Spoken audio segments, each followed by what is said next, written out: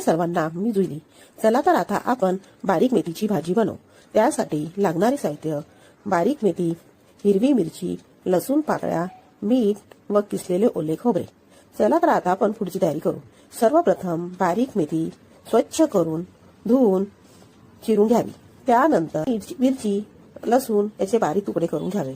आता आपण फोडणीची तयारी करू. भांड्यात तेल गरम करून त्यामध्ये लसूण व मिरचीचे तुकडे टाकावे व फोडणी करावी. मग त्यामध्ये चिरलेली भाजी टाकावी व चांगल्या प्रकारे हलवावी. आता आपण ही भाजी वाफेवर शिजवून घेऊ. भाजी शिजताना त्यामध्ये मीठ टाकू नये, त्यामुळे भाजीला भरपूर पाणी सुटते. आता आपण ही भाजी शिजली की त्यामध्ये चवीनुसार मीठ टाकू व ही भाजी मिक्स करून घेऊ.